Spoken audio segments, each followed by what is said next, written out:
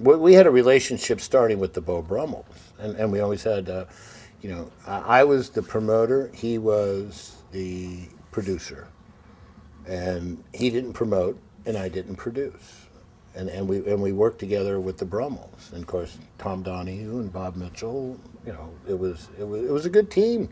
It was a good team. That company, Autumn Records, could have been if these guys, and if you read a little bit about the history of the demise, they were just a couple of disc jockeys. If there was only an MBA in the group, I mean, everybody was a promoter.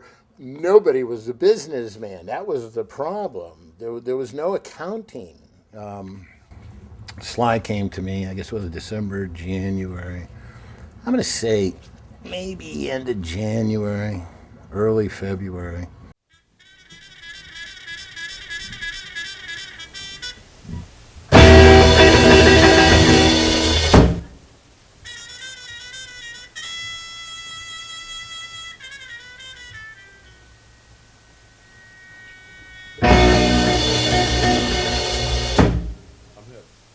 Wait a minute, wait a minute, wait a minute. I don't know what that.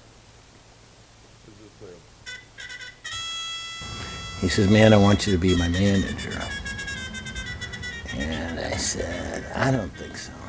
I says, "I've really had it with the manager stuff, going back." I said, "SLY, you were right there, the Beau Brummels, Autumn Records. I mean, nobody got anything. And SLY didn't get anything either, right?" I said, "No, I'm kind of, the cathedral's doing real good.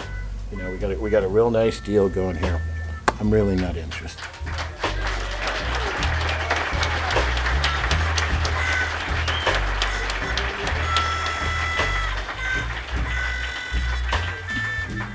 And they kept sounding better and better. And I guess it was about 2 weeks later. He says, "Come on, man, manage us." Well, you know why? They didn't have any money. And I'm making money, and they don't have much money. I'm not paying them that much money. We were giving $100 a night. I mean, can you imagine Santana coming in for $75 a night, cash, at the end of the night? And so I said, "Okay, I can see it. I can hear it. You guys are great. Okay, let's do it." Signed a contract, did the whole thing.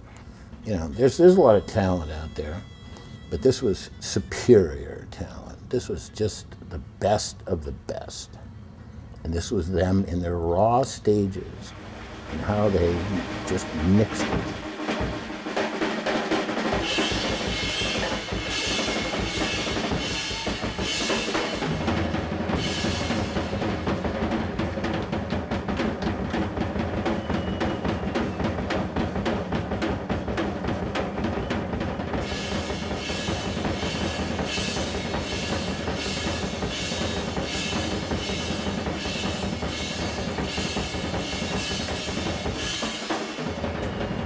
And it was a good find.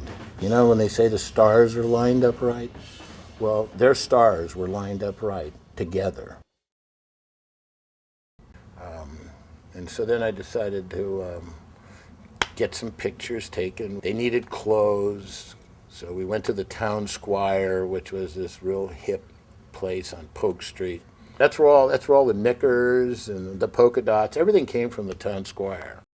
And then Don Weir. So I called Don up. I said, I need some instruments. He said, "Okay, what do you need?" So we walked out of there with about $10,000. I mean, how much $10,000 was in 1967?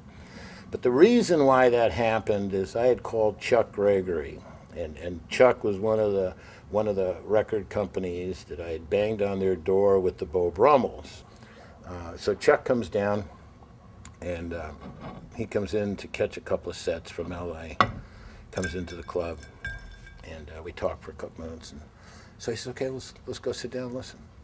I mean, whatever could go wrong went wrong. I mean, I got Chuck Gregory here. I mean, the strings are breaking on the guitars, the bass are feedback, the amps aren't working right. I mean, it was a total disaster. I mean, it wouldn't even make, you wouldn't even, a cheap audition. It was just a disaster.